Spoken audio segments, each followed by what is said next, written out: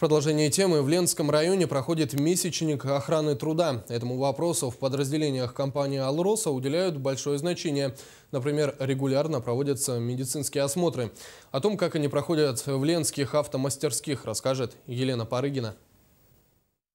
Ленские авторемонтные мастерские считаются вспомогательным производством. Но между тем работа, которую выполняют ремонтники, не менее ответственная, чем основная в компании. Некоторые цеха имеют категорию повышенной опасности. Поэтому особое внимание на предприятии уделяется лечебно-профилактическим мероприятиям в рамках охраны здоровья и труда. В первую очередь к ним относятся медосмотры. Всего медосмотр должны пройти 122 работника ленских авторемонтных мастерских. На это понадобится 3 дня.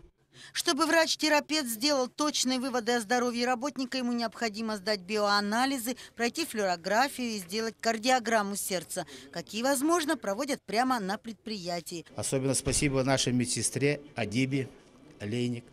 Все прекрасно. Все, что надо, уколы, таблеточки обязательно.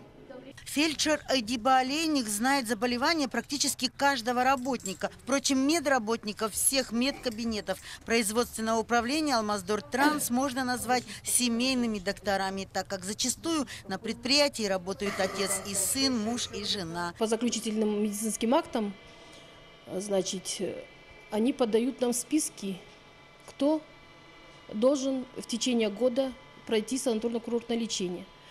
И в течение года они проходят в санаториях «Алроса», то есть в Кедре, Кемпиндяе, в Горняке. Та же самая система работы по профилактике и оздоровлению и в Ленском автотранспортном предприятии номер 2. Кроме этого, в обязательном порядке водители приходят к медику до и после рейса. Больные у нас в рейс не ходят. В основном у всех нормальное давление. Значит, лечение помогает. Следить за самочувствием, поддерживать себя в хорошей физической форме, отдыхать с пользой для здоровья. Все условия на предприятиях Ленской производственной площадки «Алроса» для этого есть.